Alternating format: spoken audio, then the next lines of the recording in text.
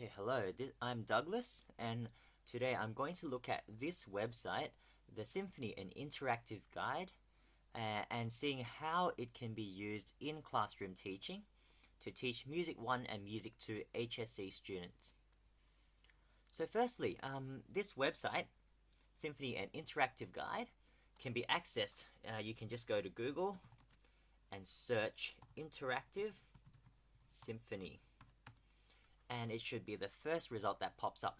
It's hosted by ThinkQuest, which is an education site. It's made by students. Now, one disclaimer before we go any further. This website is made in 1998, so it's quite dated for an internet site, for an internet resource.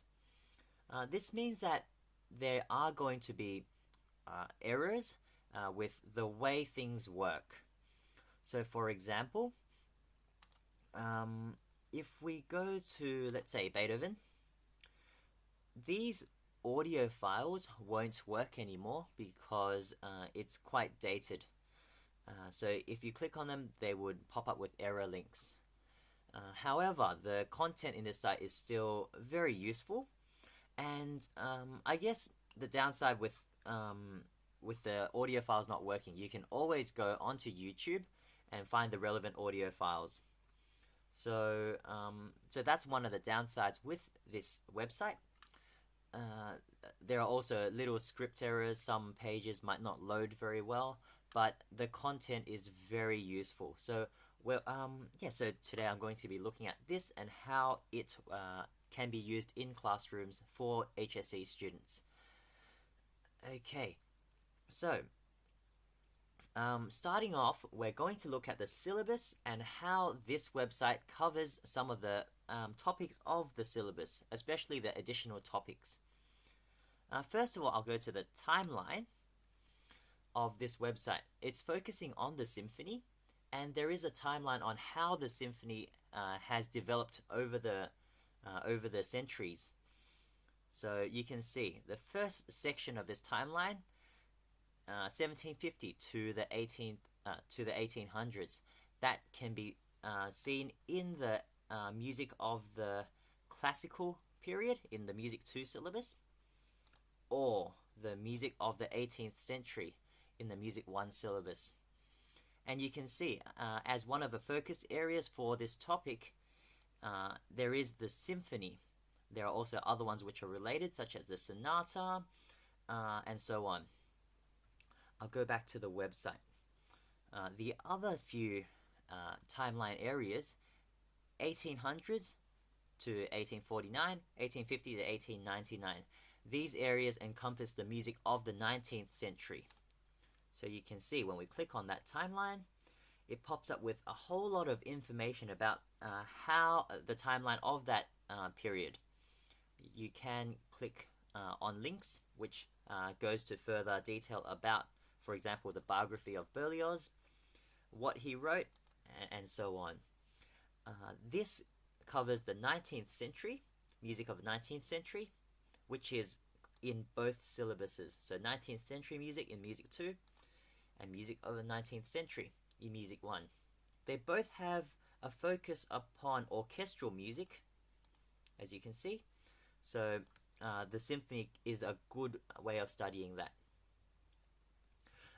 Moving along, there's also music of the earlier 20th century here in this section of the timeline, and this can be also be studied in music from 1900 to 1945 in Music 2, and it could be looked at in music of the 20th and 21st centuries.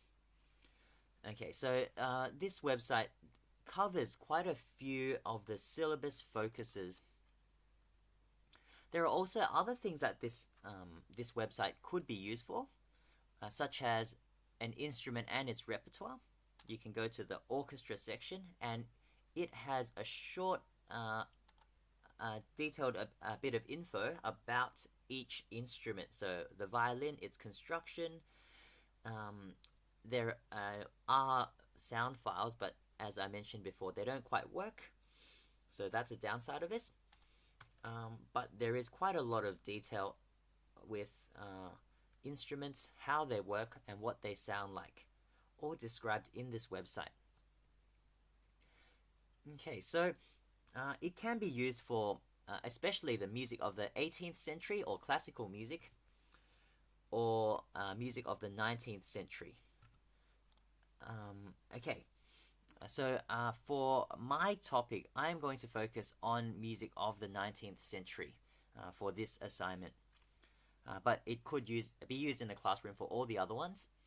It could especially be useful for the prelim course of Music 2, which goes through all these periods. So this website might be useful for all of them.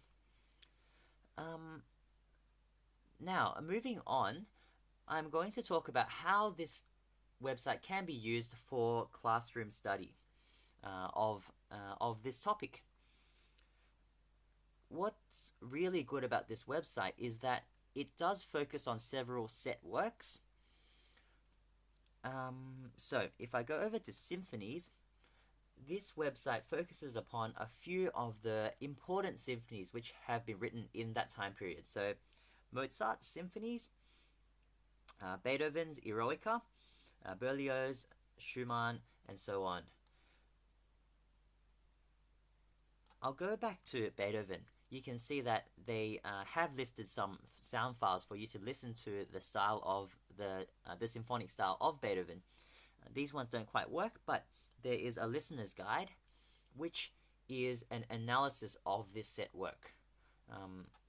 Yeah, this is especially relevant for the musicology study in classrooms because it includes things which are related, such as the scoring, the orchestration of this symphony.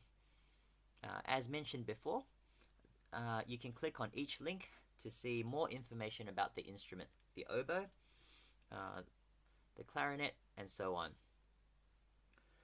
You can also see there are musical examples which are useful for score reading. They don't provide you with the full score, but they draw out what each theme, each subject, and so on is like, so you can listen to it throughout the recording when you analyze this piece.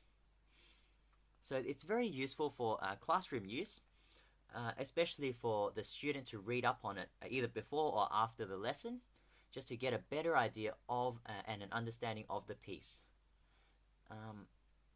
Now, another very useful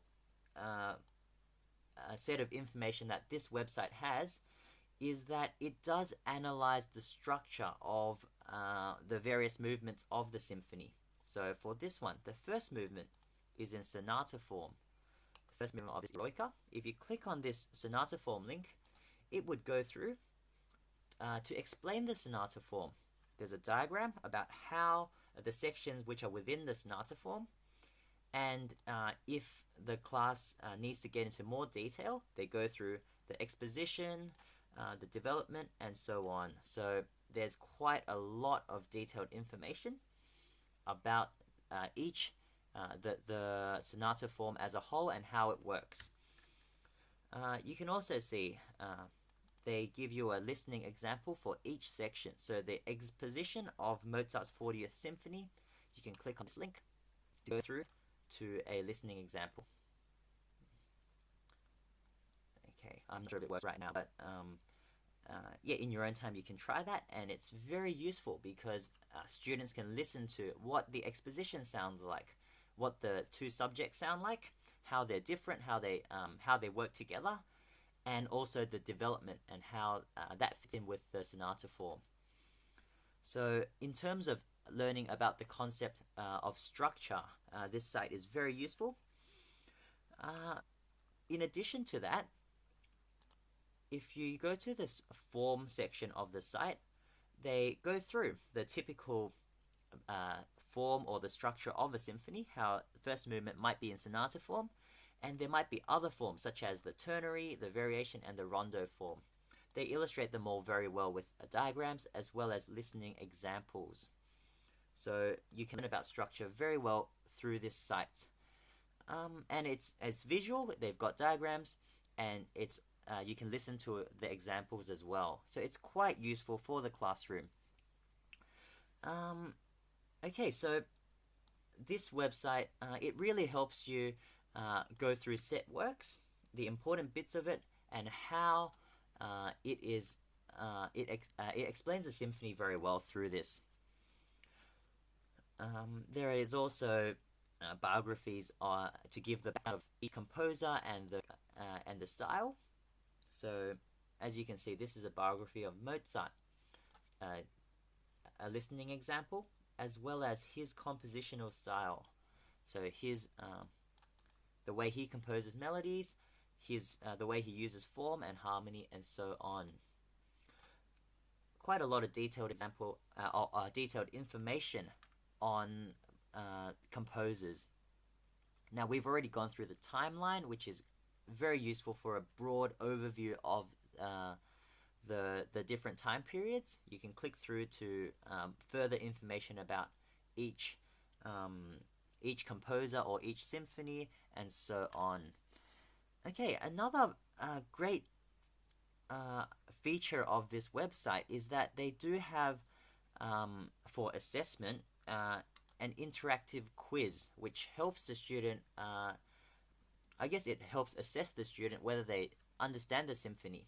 You can see there multiple choice questions for boxes that you can tick, and it's a quiz where once you finished it, you can submit it, and they would email you the result and how well you did. So quite interactive, quite useful. Okay, so as a summary, this website is very useful for teaching in classroom because it goes through things quite visually. You can see what the orchestra looks like and where different instruments sit. You can visually see the form of the music. You can also listen to a lot of listening excerpts. As mentioned before, one of the big downsides of this is that since it's a dated site, some of those links don't quite work. The real audio clips, they don't quite work. So you might have to go to YouTube to find them. But in terms of content and the way it's laid out, it's very thorough. And and this website is very useful for teaching the topic of 19th century or 18th century orchestration and the symphonic style. Okay, so I hope you enjoyed this review of this website and how it links in with Music 1 and Music 2 HSC courses. Thanks for listening.